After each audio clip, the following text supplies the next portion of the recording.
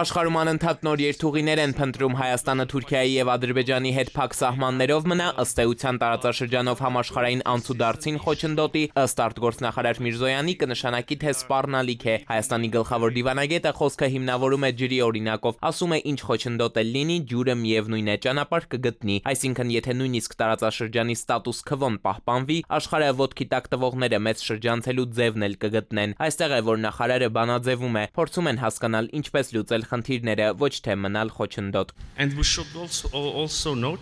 Մենք նաև պետք է նկատենք, որ խաղաղությունը կարող է ակնհայտ լուծում լինել, սակայն մյուս կողմից չես կարող խաղաղությունը միայնակ կառուցել, չես կարող հռչակել խաղաղություն, երբ հարևաններդ կարծում են, որ դու թշնամի ես եւ ուզում են ոչնչացնել քեզ։ Կենտրոնանալով հենց հայ-ադրբեջանական խաղաղության եւ հայ-թուրքական հարաբերությունների կարգավորման գործընթացների վրա, չնայած Միրզոյանը հաստատված խաղաղության ապացույցներն է թվարկում, այնուամենայնիվ դեռևս չի կարող ասել, թե բոլոր հարցերը լուծված են, մասնավորապես հումանիտար խնդիրները։ Երևանում եվրոպական, ապա նաև այս երկխոսության դիվանագիտական ֆորումի մեկնարկից ի վեր առաջին անգամ հպանցիկ անդրադառնում են Բաքվում ապօրինաբար պահվող գերիներին։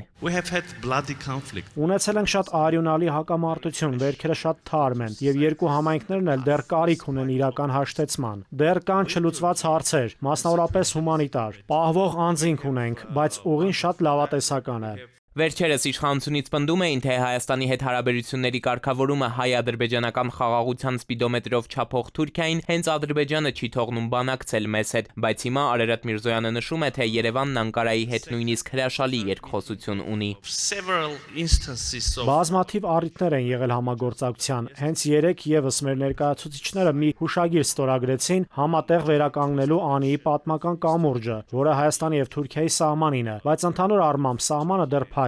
Վերադարձ Երևան-Բաքու բանակցություններին հարցը դահլիճից լեհ փորձագետը Միրզոյանից հետաքրքրվում է, թե այժմ հատկապես ինչն է խոչընդոտում հայ-ադրբեջանական խաղաղության պայմանագրի վերջնական ստորագրմանը եւ թե Հայաստանի առաջիկա խորհրդարանական ընտրությունների արդյունքները ինչպես կազդեն արդեն իսկ ձեռք բերված պայմանավորվածությունների վրա։ Որքան գիտեմ, Ադրբեջանը պահանջում է ձեր սահմանադրության փոփոխությունը։ Ինչպես եք հաղթահարելու այդ խոչընդոտը, քանի որ սահմանադրական մեծամասնություն կազմելը այնքան էլ հավանական չէ։